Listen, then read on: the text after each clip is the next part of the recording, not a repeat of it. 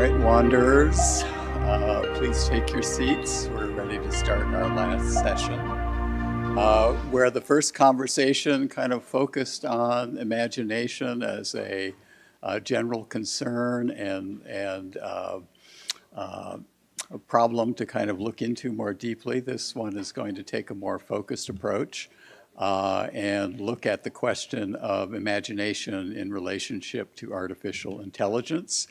I turn it over to Brian Fung, who is the technology editor for the Washington Post. Thanks so much for that great introduction.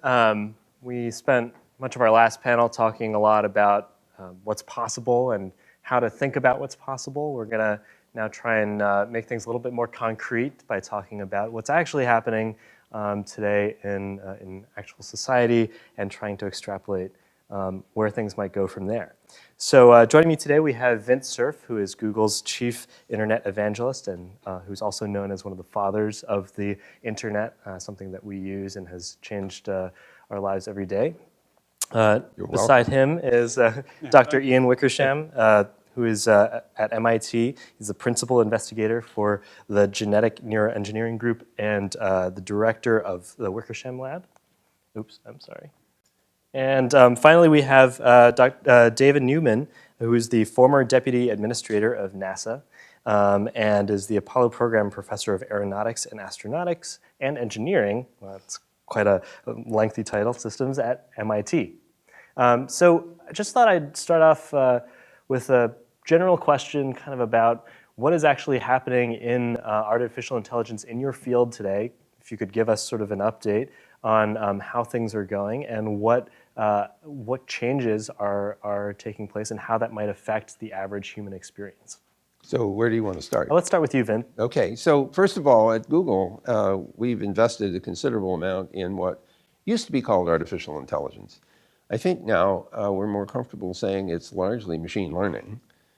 We think that a significant breakthrough came when the neural networks that could be built were much, much deeper, hundreds of layers deep compared to one or two.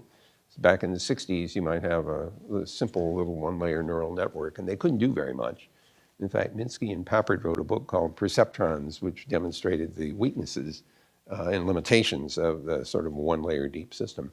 But when you get 100 or 500 or 1,000 layers worth of neural network, and you have great flexibility for interconnections between these things, the training that you do, where you, for example, the classical thing is, can you tell the difference between an image of a dog and a cat?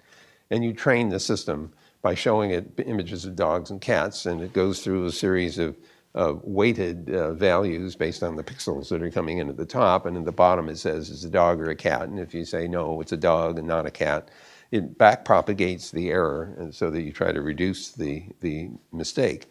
What's interesting, and this is my lay interpretation of what's going on, is that the deeper that network is, the more state it can capture from its experiences.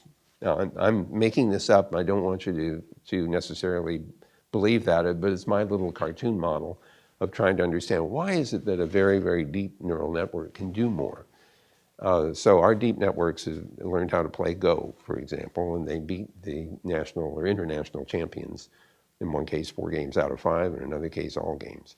So we also have self-driving cars. Now this is not just a neural network. This is a complex collection of methods to take information in from the outside world and to process it in such a way that in real time the car can navigate, can avoid running into things, can figure out when it's supposed to start and stop, notice that there are street signals and things like that.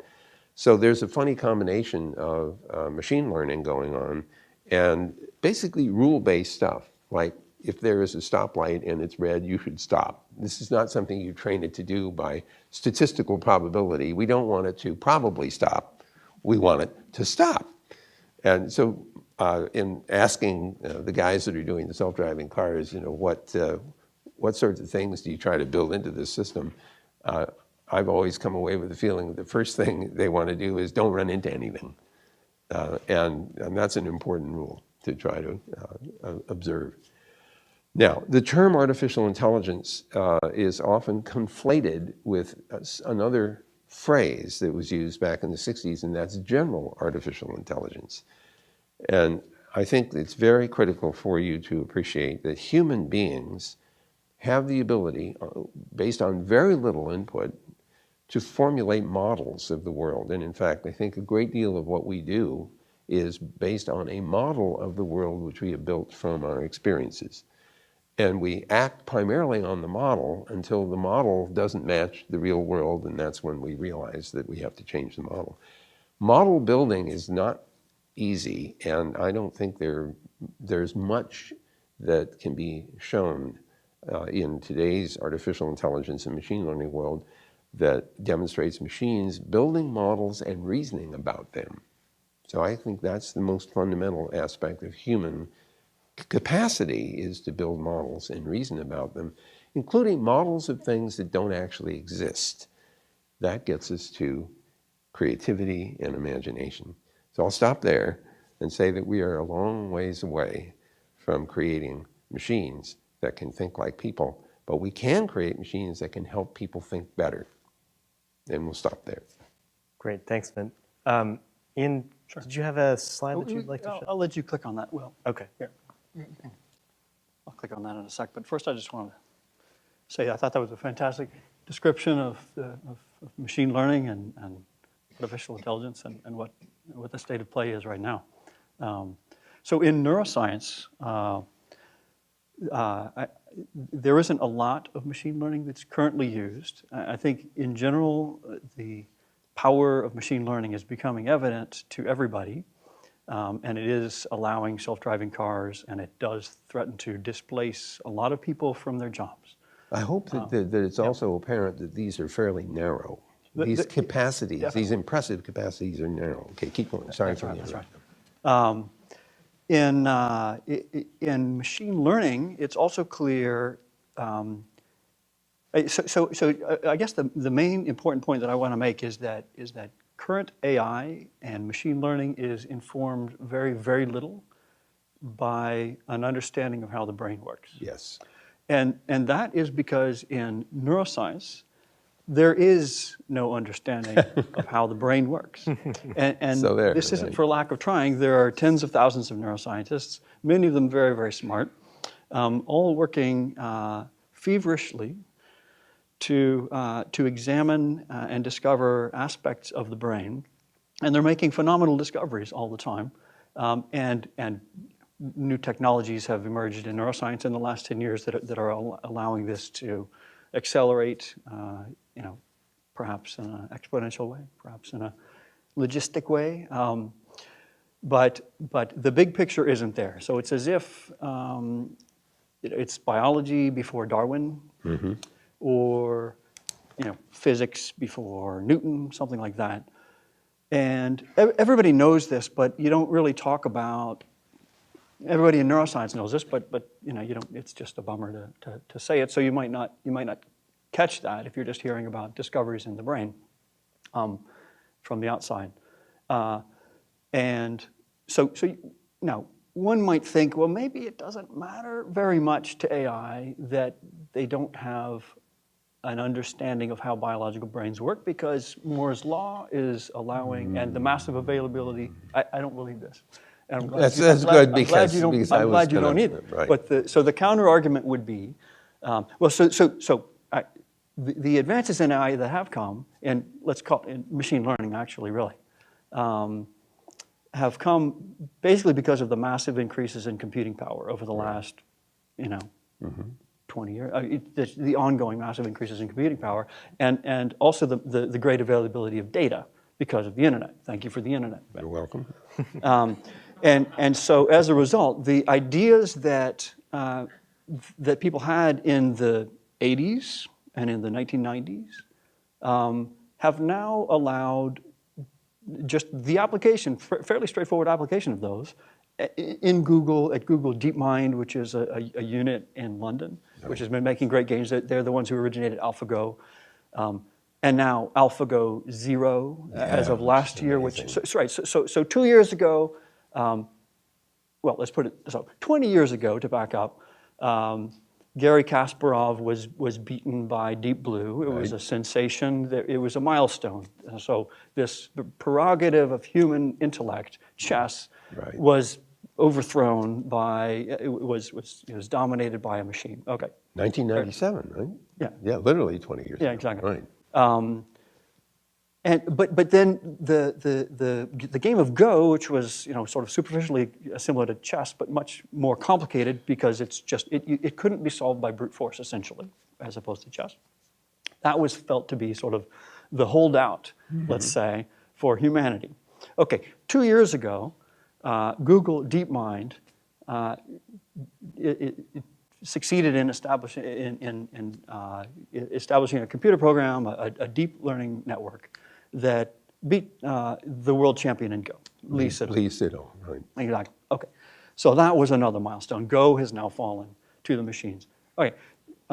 This year, Google DeepMind came up with that was AlphaGo. So this year they came up with something called AlphaGo Zero, which is a new architecture. It's again based on the same ideas, but this one was trained not with any human input at all, but just by starting with no knowledge of the game and just playing itself in a virtual space over and over and over. Well, it had to know what a legal move Yeah, was, sure. But no, yes, it was told the rules of Go. It was allowed the rules, and then it just had to figure everything else out.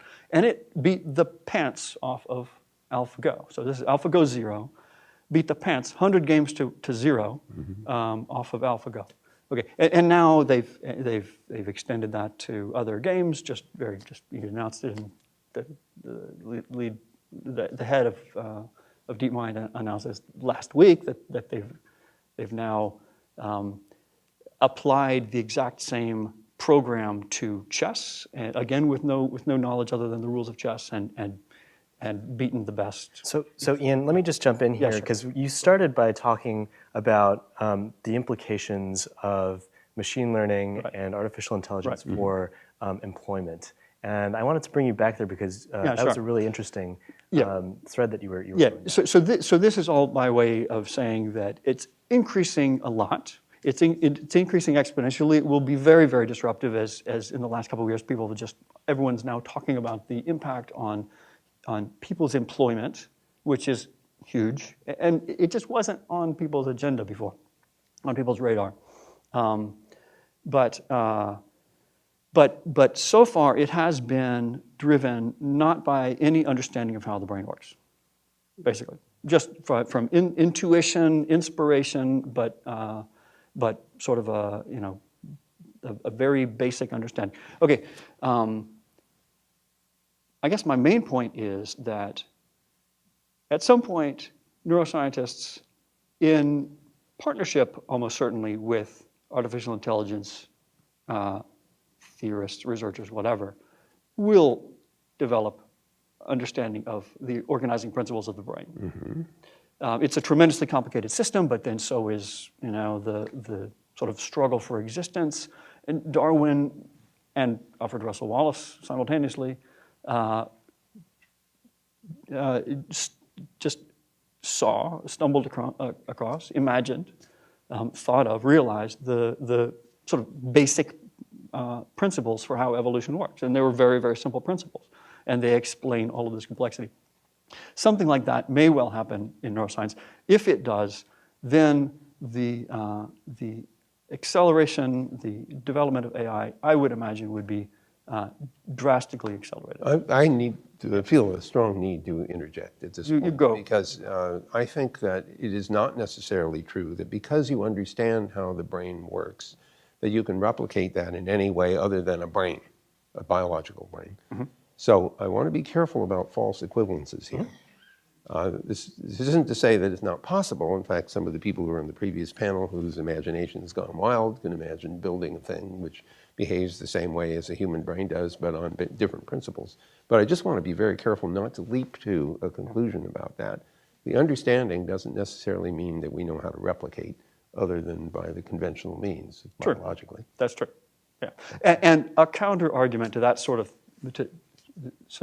thinking would be flight, right? So we have tremendously Sorry, what was? flight. Flight, A sort of yeah. counter Yes, example would be that we have phenomenally powerful planes and helicopters and now drones, and they, by some criteria, can certainly, in terms of power, speed, everything, can totally outperform any bird or bat or insect. And so it doesn't matter that we don't understand really how a bird flies, or to the extent that we do, we don't care how a bird flies if all we want to do is make fast planes, right? So, so it's not necessarily true that it would directly translate. On the other hand, I feel like if there is some actual fundamental organizing principle, that would help, I would think. David, you've done a lot of research on space and space exploration, and you're very clearly very interested in it personally. Tell us a little bit about what artificial intelligence and machine learning are doing in your field.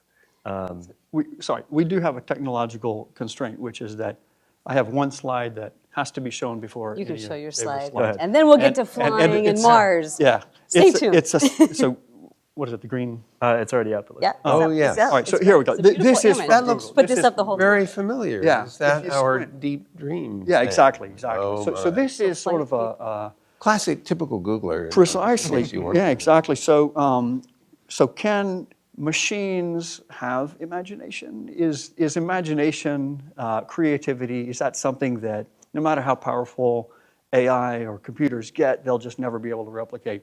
I don't think so. And this sort of image, and there are many more like it, and you can make your own by going to the Deep Dream website at Google Just hand it a photograph and let her rip. and tell it what it's supposed to see. Right. In the image. And so basically this is the result of a neural network run backwards. So usually a common application for neural networks is image, and these are deep neural networks that Mitt was talking about, is you feed it a bunch of images, that people posted on Facebook or whatever, or probably not Facebook, at Google, but a bunch of images, and it's supposed to say whether there's a cat in the image. Or a giraffe, or a bear, or Precisely, whatever it is. exactly. And so, but if you give it an image and you tell it that there are animals in the image, even if there aren't, and then you let it kind of work backwards and adjust the image until it agrees with that conclusion that there are animals in the image, then you get these phenomenal sort of hallucinations that are completely coming from a machine based only on an image and the assertion that it has to agree that there are animals in that image, for example. So there you go. Machine imagination. It's a recursive process, though. Yeah. That's very Yeah. important. Yeah. And so you basically what you do is you think you see, the software thinks it sees a bird or something like that, but it's not so clear. And so it feeds back on itself until it can see the bird better, and does that by refining the image over and over again. It makes a nice So movie. Vin, tell us what you think happened here, what kind of image it was given, and what it was told in such a way that we got this result. What's going on here? Well, I tried to say that just a moment ago. If you have an image recognition system, it often is looking for, does this look like something? So that is to say, is it nearly like something? How far away is it from that particular image? And what happens is that you transform the existing image to get it closer to the thing that you're looking for. And so these are transformations that cause the various variations in the original picture are the seeds from which this image is essentially extracted. And it's extracted by adjusting the actual image to make it get closer and closer. It's exactly as you said, instead of the other way, which is look at this image and try to figure out of all the images you've ever seen, what's it closest to. Mm-hmm. This one is make this image get closer and closer to that. Right, but to be more specific, did this come from a photo of person's face? Yeah, and this then is a self-portrait of Vincent van Gogh. Yeah, this Okay, is very good. this is Vincent And van actually, Gogh. if you squint at it, you can see still that see it's a Van self-portrait, Gogh. right? Yeah. And it's just been informed. The machine has been told that there are animals that it's looking Well, at. particularly, it looks like things Birds rise and and reptiles, birds. Yeah, exactly. birds and reptiles. Yeah. And so So it's looking for it's them. just making. And it says, yeah, well, if I exactly. just adjust the image a little bit, I'll see that bird even more clearly. Yeah. It's the thing coming out of his ear. Yeah, right. And it, I mean, I guess my point is that this is so mental looking, right? It doesn't look, I mean, it just is so, it's just what brains do, in a sense, right? And it's sort of recognizable. Demented ones, right? I mean, if you saw this and you said, I don't know if I want to meet the artist. Yeah. Right, precisely. Anyway, so can machines have imagination? I think this is a small, very limited example of, yes, I would say, of course, they can, and will continue to develop their imaginations very much in the future, perhaps the near future. Over to you, Dan. So I wanted to give you a couple examples. First example is exploration in Mars. You know, do machines and people have imaginations? Been designing a suit for Mars for quite a while. It's very much inspired by biology. Again, when it comes to AR, linear thinking, we're going to go into a big discussion here in a minute. But I want to show you the tools that the future is already here. So you can take a look at my biosuit. When you get to Mars, we will become interplanetary. Hopefully, it's you guys. There's a few students left here. All the students, you're the Mars generation. I don't know, XZ. I don't like these, X, Y, Z. You guys are the Mars generation. I'm counting on you because we're just making it possible. But it's going to be the 2030s. We have these young folks get to Mars and return you back safely. And I hope you're wearing something like that. But I wanted to show you how science is done today. Today, we have 40 scientists that work on our Mars Curiosity rover, and they don augmented reality goggles. So they put one of these on. And Ian's going to be my little tester here. You guys talk so long, my HoloLens went off. But we'll see. I can put it back on. I guess I have the clicker. So we have Curiosity on Mars. We have 7 assets on Mars today. NASA has 5, and Indian Space Agency has an observer, and the Europeans have an observer. So getting ready to find life in the universe. Talked to, you heard from Dr. Ellen Stofan today, worked together very closely. I think in the next decade, we'll probably find the evidence of life or past life. Okay, so how are we using augmented reality today? That's good.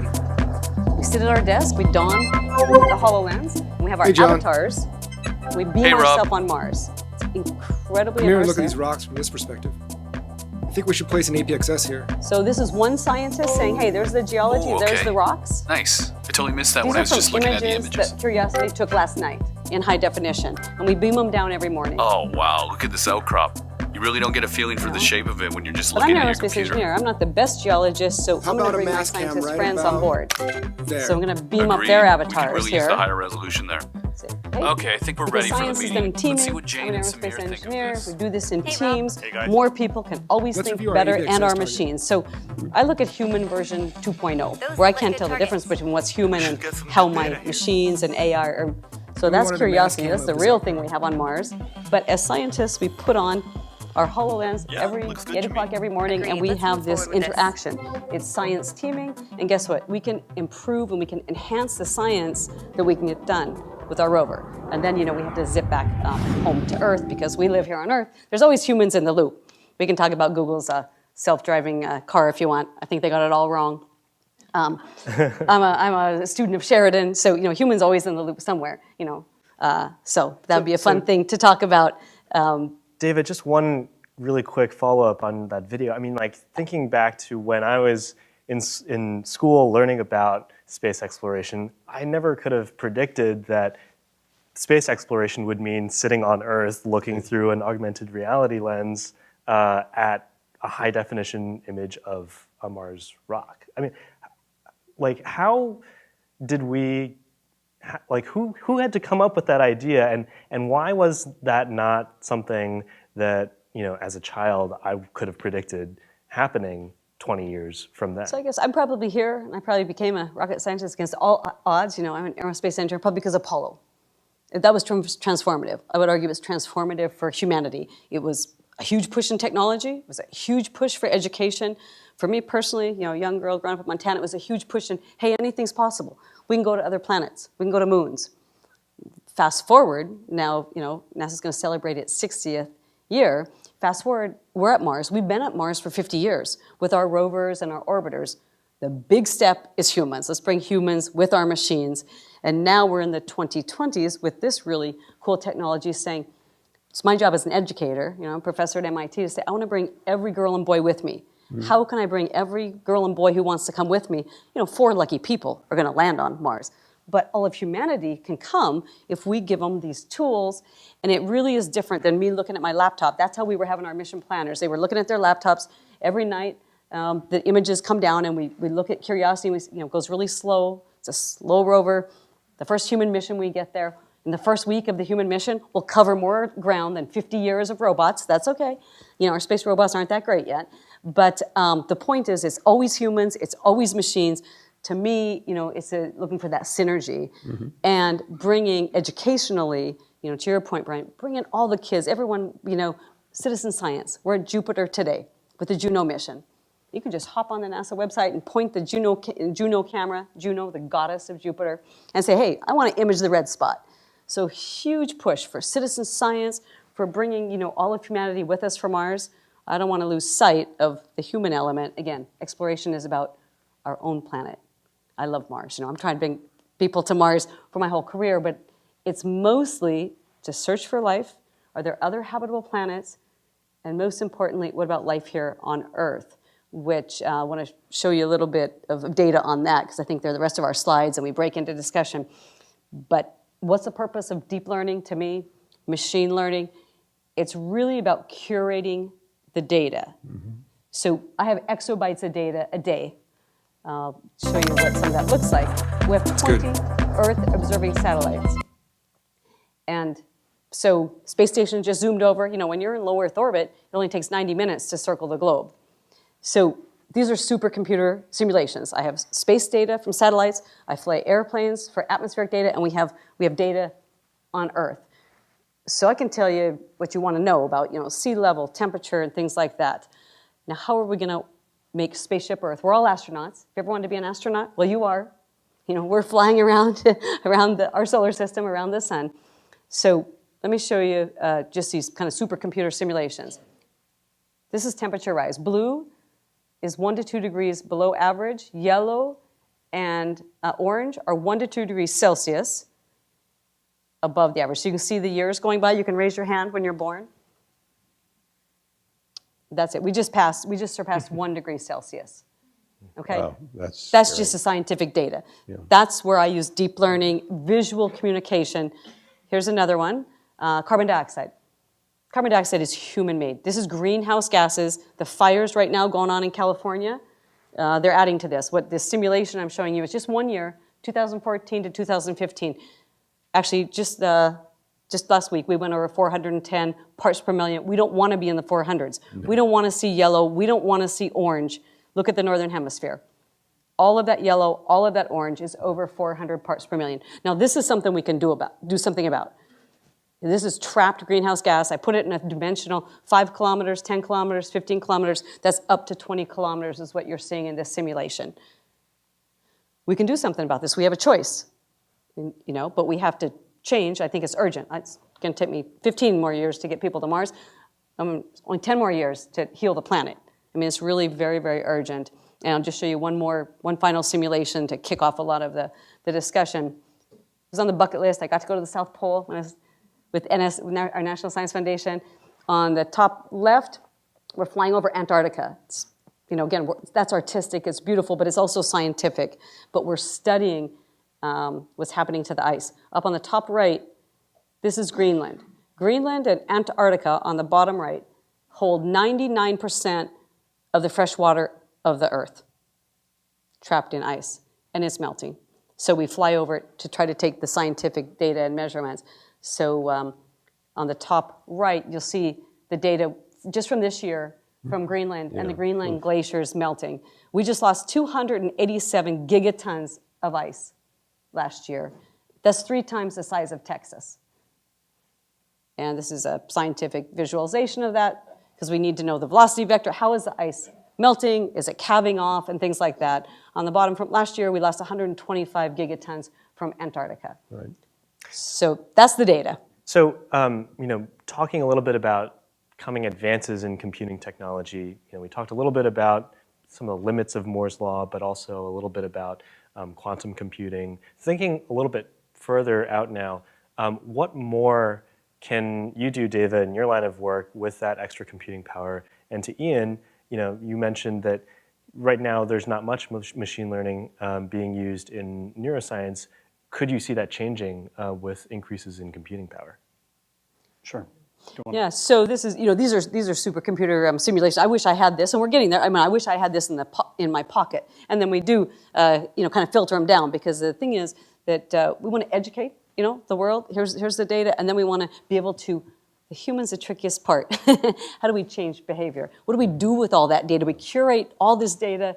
We use all the best algorithms we can across the board. We're getting better and better. But again, these are high computational models, visually very compelling. But the next step, I would argue, is the really hard one.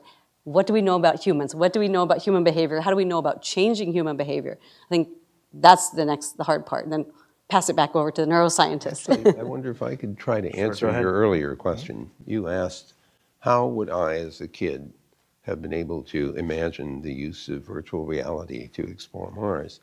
And the answer is, in order to have imagination, you have to know a few facts. You have to know things. And you have to know enough of them so that you can begin to put them together.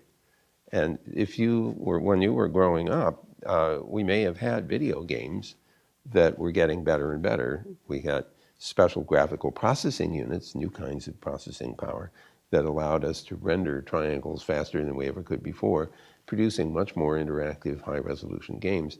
So you may actually have known enough implicitly to have figured this out, but maybe you just didn't put enough pieces together. But I want to emphasize how important knowledge is to imagination. If you know nothing, it's hard to imagine very much. And Ian? Sure. Yeah, actually, I said there wasn't much neuroscience in machine learning, rather than the other way around. Right. So machine learning and neuroscience, I mean, undoubtedly it's being used in a lot of different ways, because it's now this just fantastic computing tool. There is a huge amount of data that's being generated in neuroscience, and so the Brain Initiative, started by the Obama administration, has actually recently funded a bunch of sort of large-scale efforts to collect data on lots and lots of different neurons in the brain. And there are a number of teams that have received those awards, and their jobs are to collect the transcriptomic information of what genes are expressed in a given neuron, its morphological information, what its shape is, and its connections, what other neurons in the brain it's connected to, and also what it does. And you can image the activity of a neuron in the brain of a living mouse and get lots and lots of information about what it does in response to, let's say, visual Cue or information. something, yeah. So that amounts to a ton of data that a person can't by themselves do anything with, right? So you need a lot of computation, and that could be somewhat simple computation of just sort of categorizing them, clustering them into different cell types and that sort of thing. But undoubtedly, advances in computing power and intelligent analysis, automated analysis, will be extremely helpful in helping to understand that, and therefore might drive the kinds of fundamental insights that neuroscience needs. Well, I would make a small bet here that the machine learning that might be used to recognize different kinds of neuron cells and all these tools that help us categorize and so on is a form of abstraction. And one of the most powerful inducers for imagination is to abstract enough that you've got rid of all the unnecessary complexity. You've reduced things to a kind of basic core. And then you can begin to think about that because you have not become lost in the forest. And so these tools, these categorization tools, are things that may help us fire imagination by helping us simplify. Not too much. It's like Einstein said, things should be as simple as possible, but not overly simple. So wanted to come back to a point that came up a little bit earlier about the difference between machine learning and general AI, and how much of the research and development that's been happening lately has been mainly in machine learning. That's right. And we're still somewhat far away from it's a general. statistical type of learning. Right? I guess one thing that is probably on a lot of people's minds is just how far off are we from general AI, and what'll it take to get there, and what happens once we get there? So I think we're still quite a long ways away from this. For certain narrow domains, we can exhibit some fairly amazing things. I mean, we did something at Google once where we were looking at images of diabetic retinopathy, which is something that you can tell by looking at the retina. And so we had something like 87 specialists looking at the images, diagnosing what they could see and categorizing whether this showed the retinopathy or not. And then we trained a neural algorithm, and it was better than the 87 because it was essentially assimilating all of their capabilities. But that's an extremely narrow kind of example. That's a categorization question. Let me give you an example of how I became convinced that our brains are fundamentally pattern matchers, and that we use the pattern matching structure of the brain in order to build models of the real world around us. It's 3 o'clock in the morning. It's 1976. I'm on this, 75. I'm on the Stanford campus, driving along Campus Drive. Why is it 3 a.m.? It's because I was doing tests of the internet protocols with my colleagues in London, and they were 8 hours, distant. And so we had to start at noon their time, but that was like 3 o'clock or 11 o'clock their time. So anyway, I'm done with the tests. I'm driving home. I drive through a stop sign which was not there the day before. I got about 50 yards past the stop sign, and then I stopped saying, I just drove through a stop sign. And what that taught me is that I was navigating based on a model in my head of what the real world was.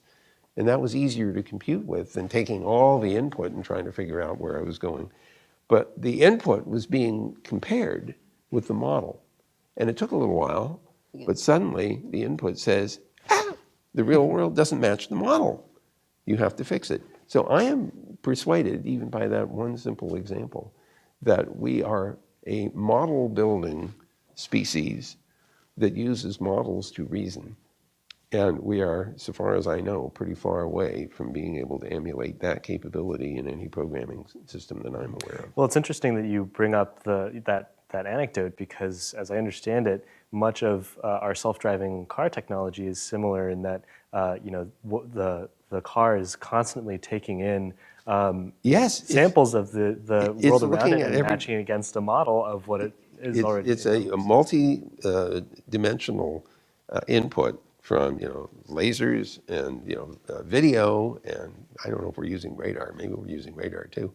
But there are a whole bunch of things, plus high-resolution maps, plus GPS, plus rule sets. The fixed rules that say don't run into anything, don't go through the stoplight.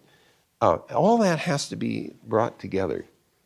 And the magic of all this is that it's possible to bring all that together. So I want to jump in on this. There is a boatload of computing going on in the trunk of the car. Yeah. So, Deva? Yeah, self-driving cars. Google self-driving. It's the wrong problem. It's not, what?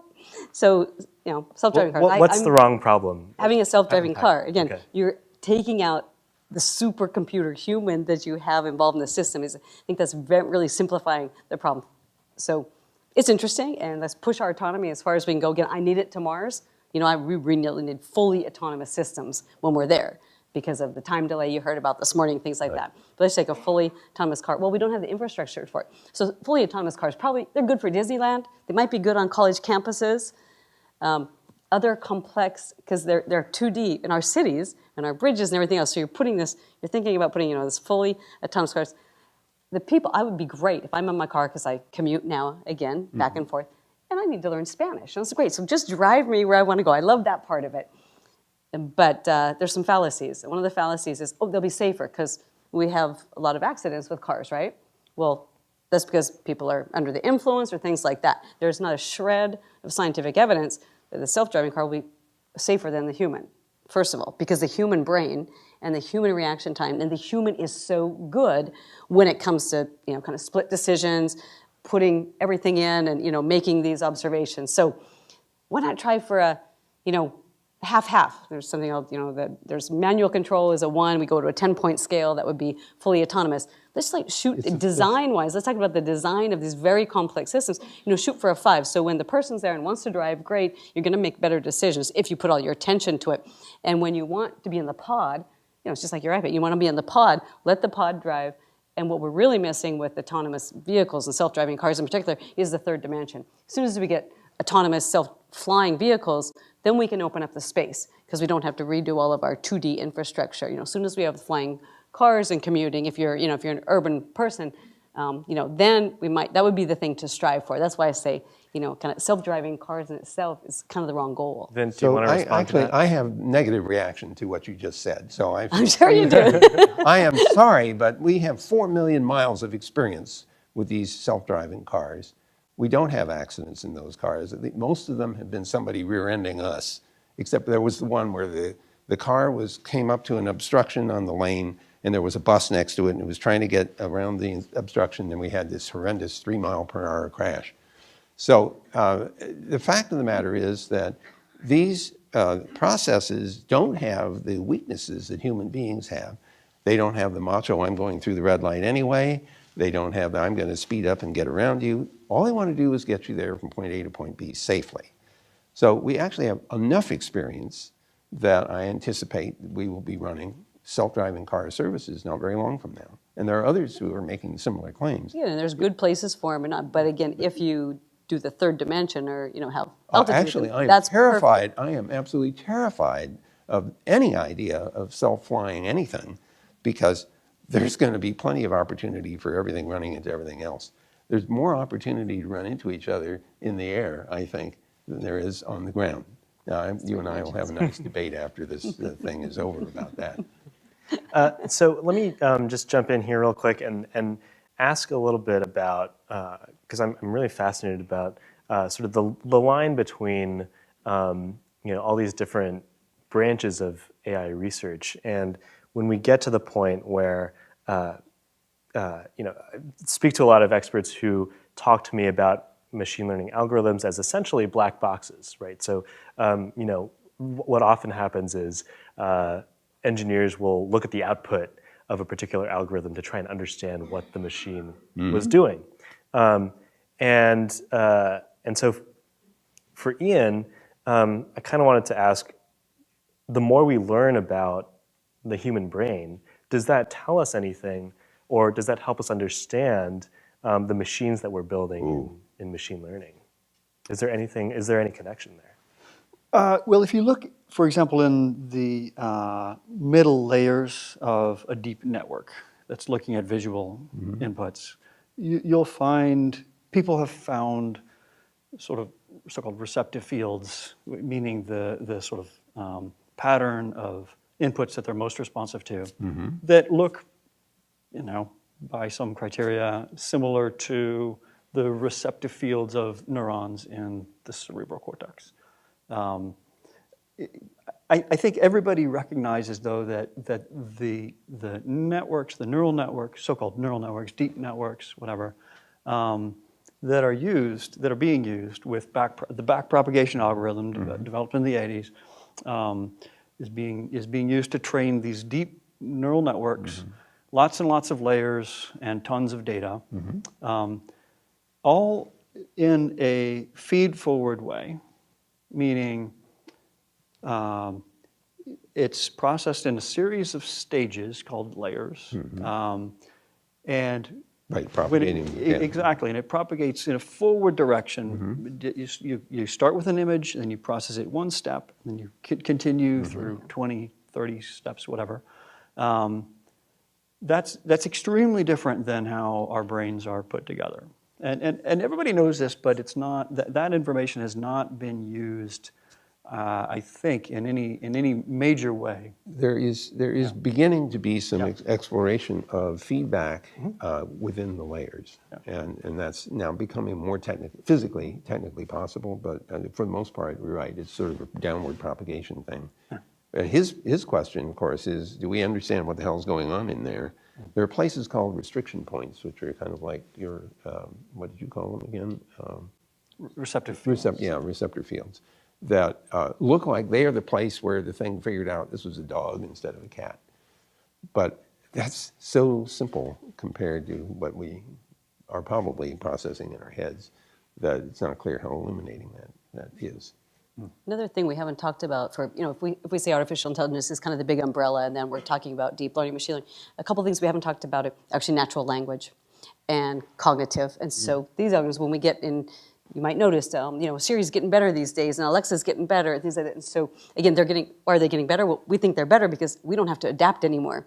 They're becoming more human-like. They're getting better because, again, when we start using natural language algorithms, things. So, again, if AI is this big thing, we have all these different algorithms, if you will. It's a lot of computer science. And, again, what it's missing is, perhaps the really multidisciplinary approach. But I just wanted to mention those two in particular, natural language and cognition, because once you build those in, people start, usability tests, people start liking them better, say, oh, okay, they relate more to them, and it seems more like a natural conversation. So there is an interesting role that machine learning has played in natural language processing. For a while, there was a statistic. Well, we started once by pouring a Russian English dictionary into the computer, thinking that's all it would take.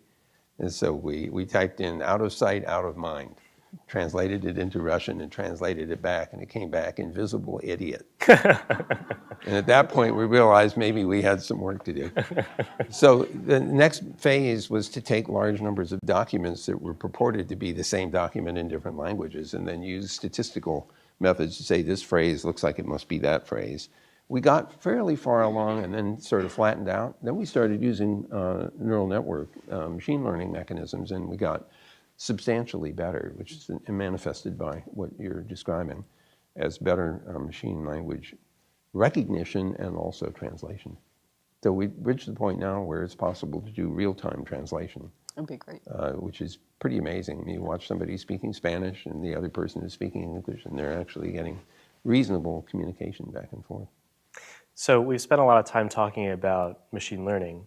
Let's turn now to general AI. Imagine what the world will look like then and what it will mean for our human experience. So everybody worries about the possibility that something which is capable of doing the kind of reasoning and model building that humans do could also exhibit information-seeking behavior, motivation, desire. I mean, I don't mean sexual desire, but desire for more knowledge. And when you begin to extrapolate that, you begin to wonder just how far would such a general purpose intelligence evolve, and how would it evolve? Would it evolve on its own?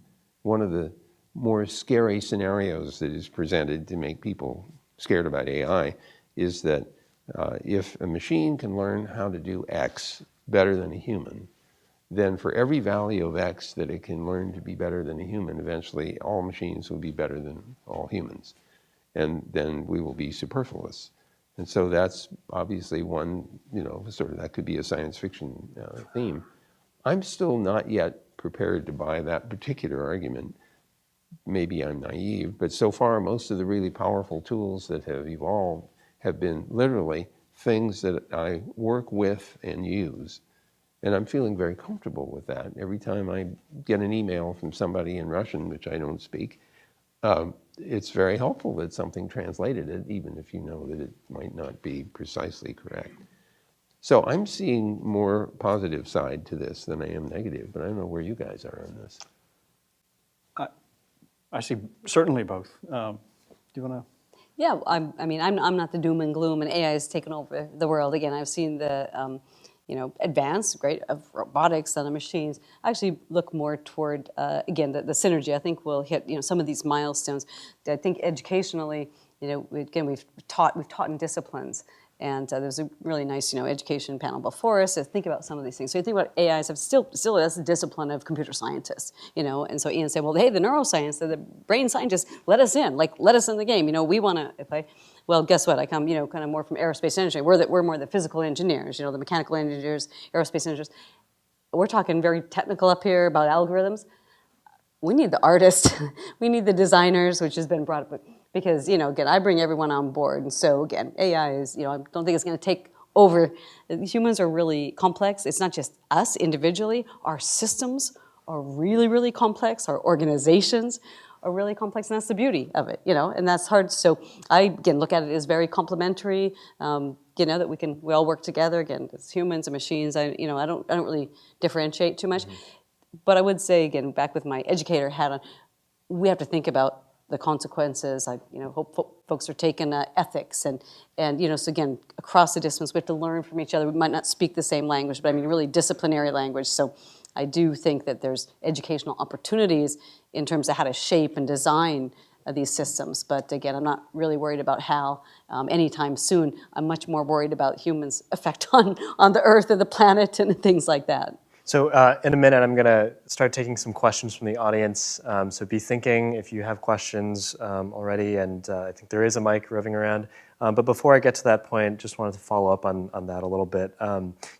Science fiction obviously is replete with examples of artificial intelligence run amok. And I wonder, One is not qualified to run amok. You remember that line from The Bicentennial Man, Robin Williams? Somebody said, what if he runs amok? And he says, one is not qualified to run amok. So Sorry, I'm kind of curious, what you think the role of science fiction has been in shaping the way that we think about general AI, and whether it's been, on the whole, helpful for helping us imagine a better future or possibilities or features that general AI could be applied to, or conversely, has it been a hindrance in some ways, preventing us from grasping the realities of what general AI could mean, in a concrete and rational way. Well, First, go ahead. I think science fiction is critical. I think it's really, really important to imagine the extreme cases of what could happen, so that we can plan for those possibilities. I want to just touch on what you just said about neuroscience is not being kept out of AI. AI is actually hungry for more inspiration and ideas. And actually, Demis Hassabis, the head of Google DeepMind, has been publicly stating that deep learning needs more input from neuroscience and inspiration. Jan LeCun, head of Facebook's neural networks division, is saying exactly the same thing. Jeff Hinton. But I'd say it's a realized shortcoming. I mean, it didn't Yeah, start that way. exactly. It was, some people, the computer science at the table. Yeah. Now it's a shortcoming in realizing, hey, we got to make it much more multidisciplinary. Yeah, exactly. And conversely, neuroscientists are hungry for theories that they can test. And so many theories which were originally inspired by neuroscience, but then adopted by, used to make reinforcement learning algorithms, and that are now used in the deep neural nets, are being used as theories to test in neuroscience. Yeah. But so to your question, do we need to examine the extreme cases? Yeah, we do, and that is science fiction, really, right? It's like imaginative people need to tell us what they think are possibilities, so that we can do something about those doomsday scenarios that are so entertaining. So, do you have anything to add? Yeah. Well, let me give you something to really worry about. Okay, I worry about boxes full of software that run autonomously. Sometimes you hear Internet of Things as a term to describe that. It's the autonomous software part that I worry about. It has nothing to do with AI. It has to do with just a simple piece of software that takes input in, makes a decision, and then does something that has an impact on the real world. And with bazillions of those boxes running around with bugs in them, because we haven't in 80 years figured out how to write software that doesn't have bugs, So there's a whole slew of concerns and issues I have that have nothing to do with AI. It just has to do with software run amok. So that's one point. Asimov, which has to be recognized as one of the guys that looked at the problem on robotics, had those 3 laws. I know there's a 4th one. It's a 0th one that got sorted out in a few novels later. But the idea there was what conditions would have to obtain in order to feel comfortable having these artificially, generally intelligent devices around. So that particular piece of science fiction is helpful because it speaks to you about what conditions you would want to have in place before you let these kinds of things loose in the world. That's all about safety, for one thing. But when the other properties that I worry about are security and privacy and reliability, and among others. Because you don't want things running around you're depending on that are not reliable. The same argument would be made for the self-driving cars. So I think that science fiction can help us focus on what it is that we should be attempting to accomplish if, in fact, we want to gain benefit from some of these technologies that are still evolving. David, do you have anything you want to? Well, just for science fiction, I love, that's the imagination.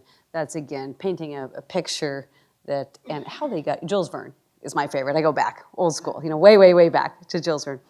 But how he got everything right. And I go faster to Einstein. Okay, Einstein didn't write us, but how did he get so much right? I mean, to me, they're the visionaries. To me, it's what I'm looking for in Asimov, Arthur C. Clarke. They're the visionaries that really are thinking 100 years out.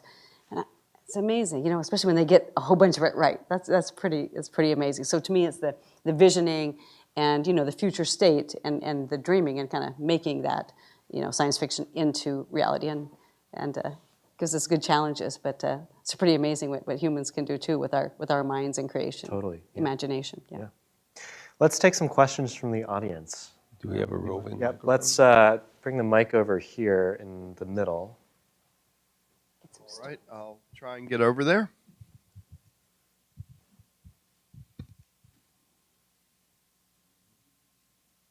This is where we need a little drone with a microphone. That's right. On it. Can zip over. Where's the question? Yes. It's a hand right there. What do you feel is the future of AI in worldwide communication or in music? That's In interesting. the world of communication. And music. Communication and music. Yeah. So, well, we know one thing. This thing that we showed you from the Deep Dream, that bizarre-looking thing that used to be just an image of Van Gogh, is an example of a feedback mechanism. But there are some other interesting ones, like a system, a neural network, which looks at an image and by a particular artist or a particular genre, and then maps that onto some other photograph that you might have. So you can make something look kind of Chinese, little pagodas start to pop up. The same thing is true in music. It is possible to recognize certain kinds of style. Now, I'm not going to argue that we know how to write down, this is the Bach style and this is the Wagner style, but you can use neural networks to recognize music by particular composers. And it is possible to then impose that style on, for example, a simple melodic line. And now we get into this incredible question of, is that creative or not? And I don't quite know how to answer the question, although if I enjoy the piece of music, even if it was produced by an algorithm, then I can't reject it just because of that. I'm responding to it because I like it. So I think the answer is we may have an interesting space of creativity triggered by machine learning algorithms that allow us to explore more quickly a space of musical production that we might otherwise be able to do manually. Yeah, I think it's a healthy tension. Are you a musician yourself? Yeah. So I think it's a really healthy tension because we do have musicians and artists out there doing music, but via algorithms today. And at first I heard of it, I was like, oh, I want to like it. I want the the real human creation and things like that. But I think it's really interesting tension now that I've thought about it more. And one thing in terms of research that we think about specific to this point of musician, say you're, really good at the violin, right? How did you get really good at that? You put hundreds and thousands and tens of thousands of hours into practice, like being an Olympic athlete, like being a, professional musician. So we think about it and say, boy, wouldn't that be great? I'm probably never going to be a professional musician, but I sure would like to, be proficient at the violin. What is that about learning? And can we use, some really smart systems, let's just call them, that I go from a novice to being much more proficient. Can I learn those tricks? Can I learn, again, it's physical motion, but there's a lot of thinking. And so thinking about, AI, just if we call it generally like that, how does it make me go from kind of more of a novice to a really advanced person? That's an interesting research question we have. I mean, what this conversation I find really fascinating, it speaks to this kind of almost innate human question that we have about, can machines dream? Can machines imagine? Can machines be artists? Can machines be all of, take on all of these qualities that we inherently think of as being fundamentally human? And part of me wonders what that says about the relationship between humans and machines, and how that relationship is going to evolve. Is there going to be, at some point, a reckoning that needs to happen among humans about how we think of machines as being, right now we think of them as being tools, as being somewhat lesser than we are, but how's that thinking going to have to change in the future?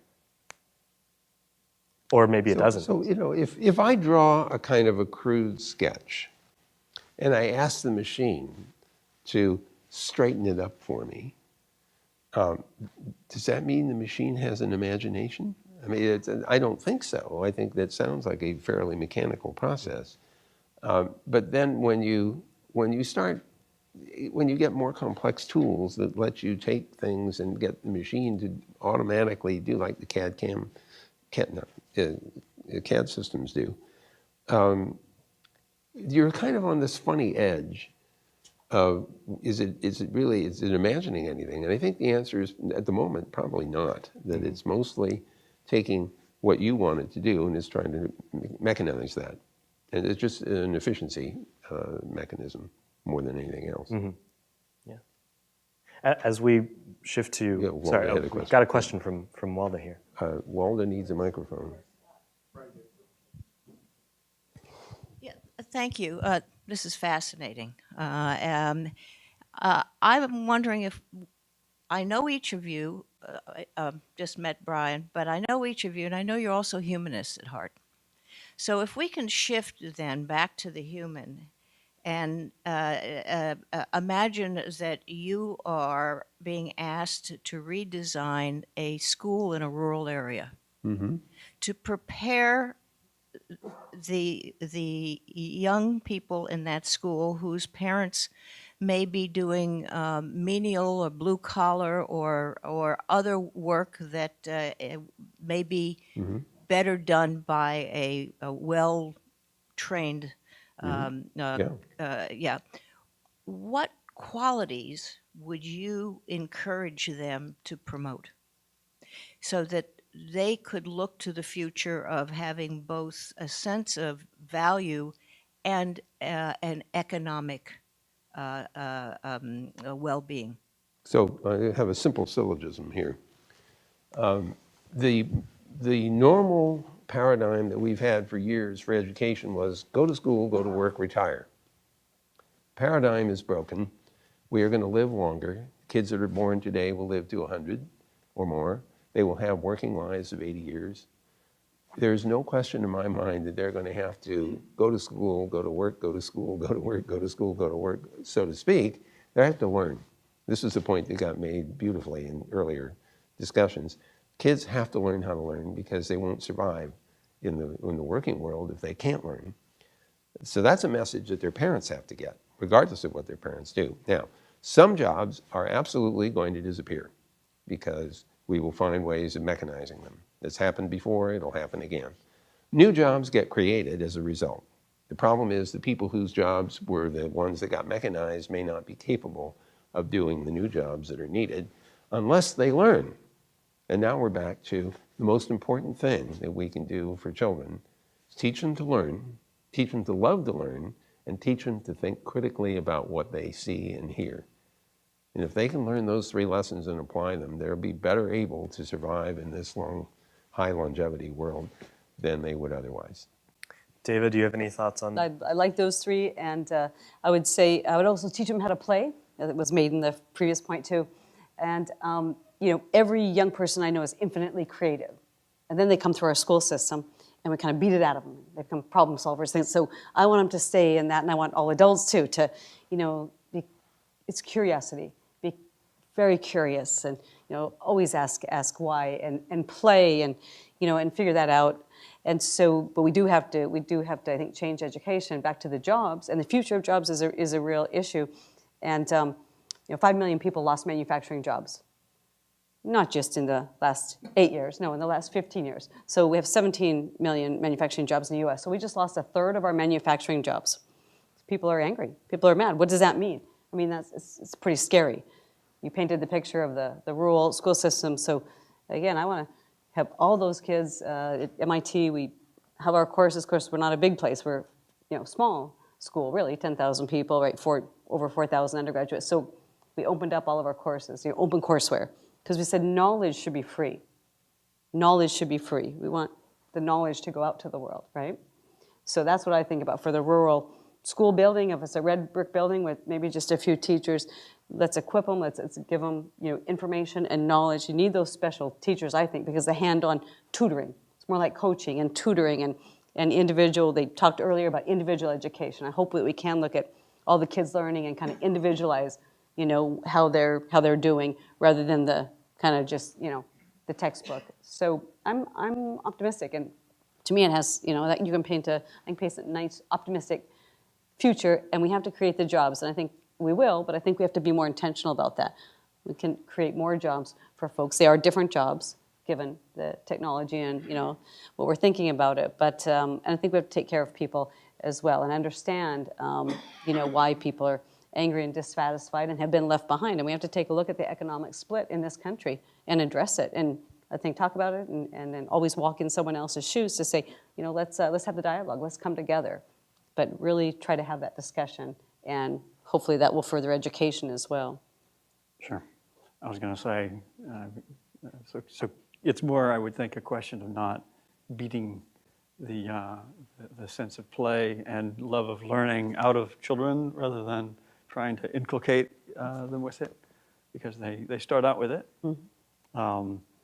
So and making sure that the school has a really good internet connection, right? I would think that would be sort of paramount, right? I mean, there's open courseware, there's Khan Academy, there's all of this information online, and textbooks are good, but they're still good because they assemble a body of information in one place and in a well thought out way. But they're, I would say, increasingly irrelevant.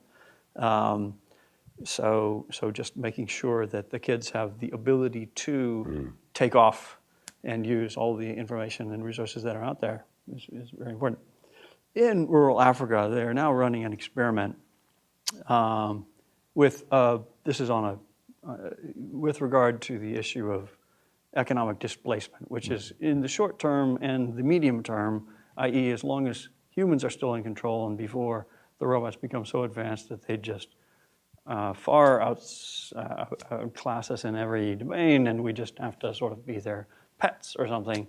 But but up until that point, it's a question of income inequality and economic displacement. That the near-term problem with AI is not that we'll have killer robots that will annihilate us, but that they'll just be better than us.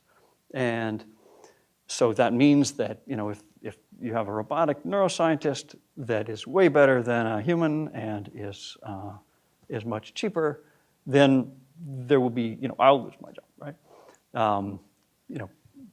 Neuroscience is actually probably one of the careers which is currently a good bet, unlike, for example, a radiologist or something where your job does involve interpreting images that in a way that can be done by a machine. So I think let's put a pin in that for now. I'd love to come back to it, but before we do, I just want to see if there are other questions. Let's go to Mike. Mike Nelson. We hear a lot about the robot overlords, as if somehow the robots are going to take over from the top. I've heard a much more interesting scenario, which is more the robot underground. And the best analogy is what happened when the British showed up in India in around the year 1600. They told the Indians, we'll take care of your defense needs and we'll push the Dutch out of the country. And after they did that, they said, oh, we'll take care of your policing needs because we're really good at policing. Oh, and we'll do foreign trade, and we'll do your sewer system, and we'll do your water. And pretty soon the Indians realized they were totally dependent on the British for everything, and they'd become a British colony. So my concern is that we're going to have these robots that do everything for us, from help us drive, to do our dishes, to think for us, and we'll just get fat and happy and useless. So this is the WALL-E model. This is the WALL-E model. Okay. So why am I wrong? That's right. That's WALL-E. That's the ending of WALL-E. That's right. Yeah. Yeah. So what to do about that? How to prevent that? How likely is it? Yeah. So my feeling is eventually not with the ideas that we have now, but with ideas that I think are inevitably going to be discovered, because we have in each of our skulls the proof that one can make a device which is capable of thought and control of a robot-like body, which is capable of amazing physical feats and whatnot. Eventually, it will come to pass that machines will exceed our capabilities in essentially every way, and at that point, we will be superfluous. And whether that means that at that point if we distribute that massive increase in wealth and economic productivity, then we do have a potential WALL-E scenario where humans are just looked after cradle to grave and don't have anything to worry about and can be lazy sacks of flab if they want to, right? But I do happen to feel that humans are always going to be competing with each other to some extent, right? Showing off, it's not just to survive that we do what we do, and that we're driven to creative efforts. It's also to impress the human next to us, for example. So Vin, I get the sense that you have a different opinion. Of course, it's an attractive model to put up for debate, Mike. But I'd like to point out to you that 8 or 9, maybe 10,000 years ago, the notion of moving from hunter-gatherer to agriculture created a very dramatic effect, which is not unlike the one that we're talking about now. It allowed a smaller number of people to feed a larger number, which allowed people some freedom to go and do new things, like invent, bows and arrows and other kinds of things. So, and even art and wall painting. So I think that we're just seeing a continuation of that kind of thing. The world that you are citing is found in Robots of Dawn, by Asimov in the Robot series, where he brings everything together from foundation to the robots. And again, they largely remain subservient to the human beings. There was something like 20,000 robots per human being on that planet. So that's one scenario you could look at. I am not willing to concede yet that human imagination and human ability to understand will necessarily be exceeded by robots.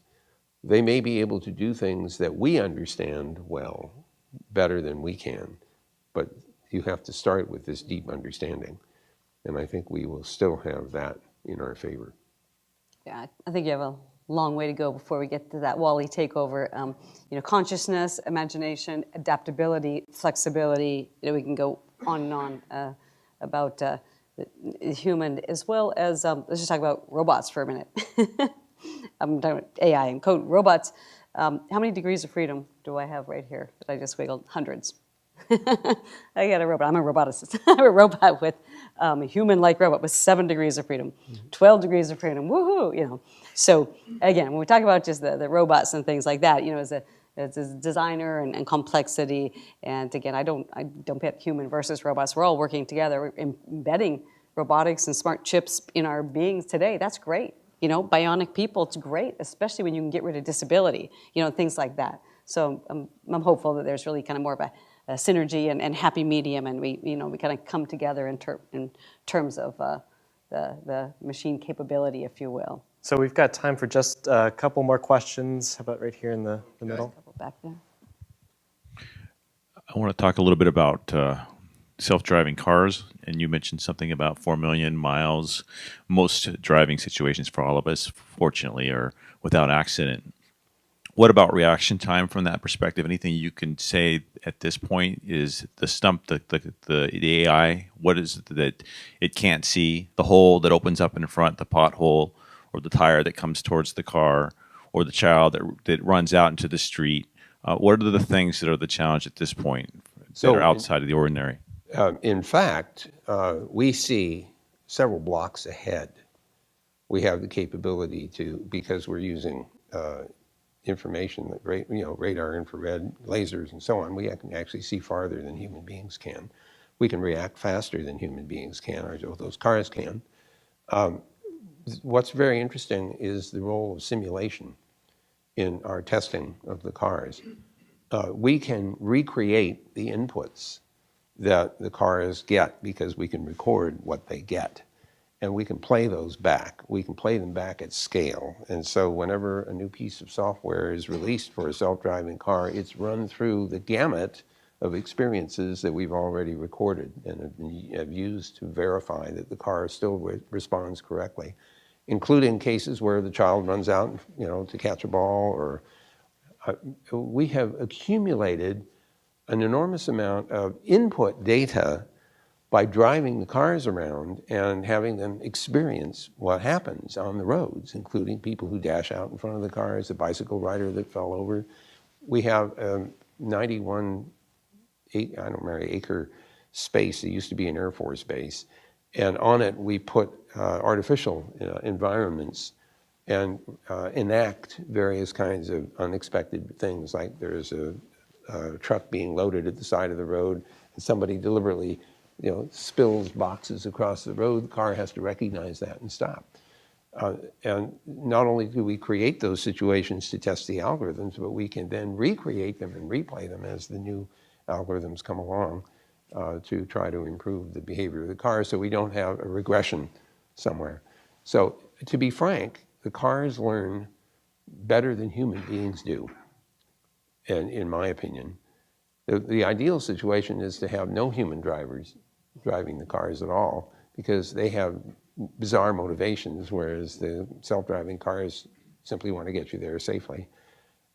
So maybe someday it will be the case that humans will only be allowed to drive in restricted areas where they're free to damage themselves, and the rest of the roads are or vice versa, right? That's why I say Disneyland, they're great, but it is really the mix of the autonomy and the humans and, the unrational behavior. That's really a really complex system. That's why we spend so much time testing these things. Exactly, training them, testing them, and you're developing your algorithms. I will say that right now, it is hard for humans to do worse.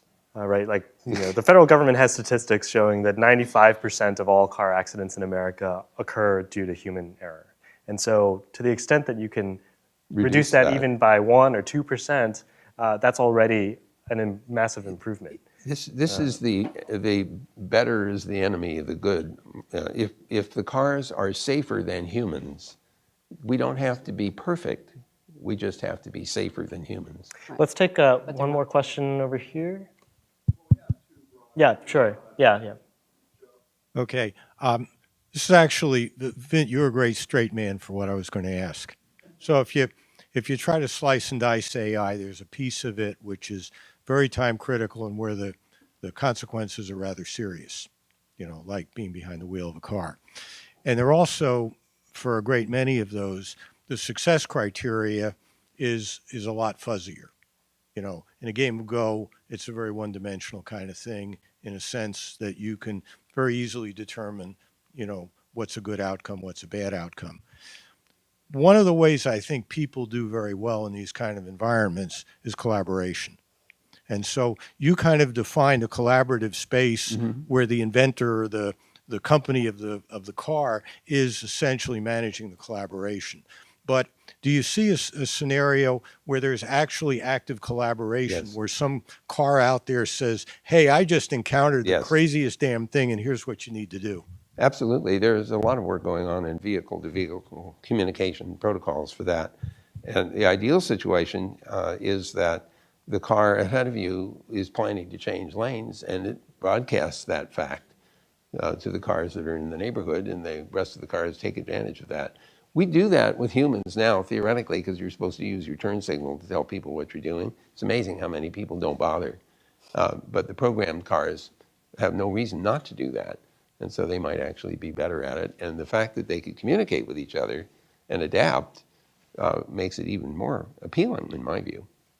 All right, let's take one final question from this side. I'm Sam.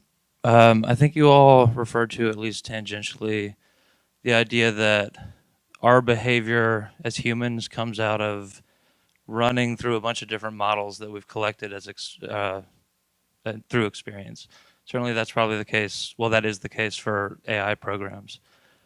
So as a human capacity, bring it back to imagination and creativity, and the idea that that would be fueled by our past experience. What are the consequences or implications of creativity in the future as we move more and more into these digital worlds and live with these technological artifacts that we've created are now informing our experience? Great question. I wish I had more intuition than I do. I can tell you that our technologies tend to outrace our understanding of social implications of the technology. Sherry Turkle at MIT has a book out some time back called Alone Together, and she describes what happens with kids that are texting with each other. We've created an artificial environment with properties that are different from face-to-face communication. So what the kids have learned is it's okay not to respond to a text. It's forgiven because maybe the other person is distracted or busy. But if you get them in a face-to-face situation and they don't know what to do next, they can't not do anything because it's this, awkward pause. Phone call, same problem. So, and you can't just hang up because that's obvious. And so these kids are actually not learning how to interact socially in real time. That's a teeny little example of for me, a big surprise that particular technology had that property to it. I'm afraid that as we dive deeper and deeper into the virtual environments that we're creating, we will discover these properties that we didn't anticipate. And then it will be a question of what to do about it and how to cope. And I don't have, a pill to take that solves that problem.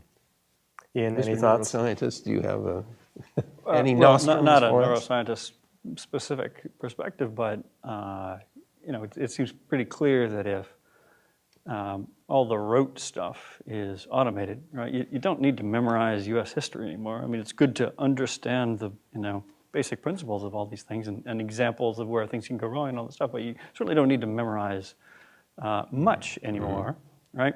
So all of those things become less important. What becomes what's left, or what remains important and is getting even more important? Creativity and thinking of new ideas, and sort of coincidentally and simultaneously, it's now easier and easier to be creative in the sense that you could think of some little device and now you can just make it or get it made actually quite easily, whereas previously would have required a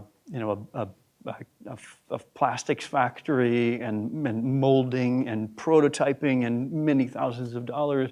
Now you can just print it on a 3D printer and there you have it. There's your prototype or exactly something. Right, whatever it is, some little robotic critter that you want to to sell on the internet Or maybe on just Kickstarter. use. Maybe it's a spare Exactly, part that sure, you can't exactly, buy sure, anymore. Exactly, make a replacement, it's just a pair of glasses or something, right? So it's more important than ever and easier than ever.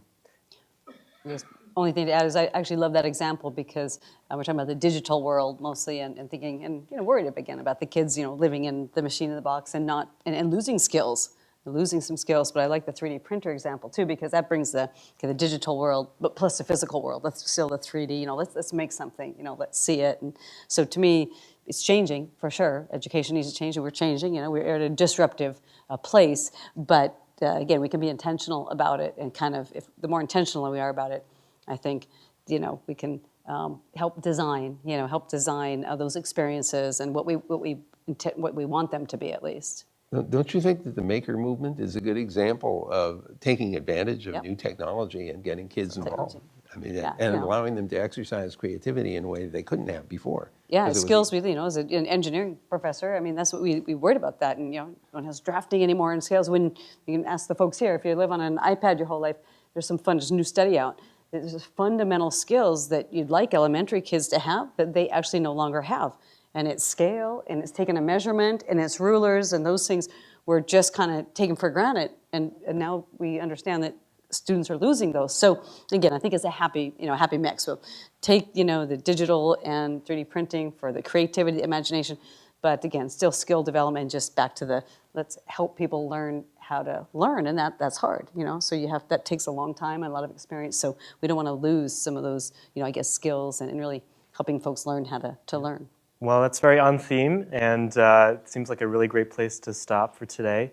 Thank you so much for everyone to coming. Thank you to our awesome panelists. Thanks, Matt. Appreciate your Appreciate it. participation, and I guess we'll be moving on to the next segment.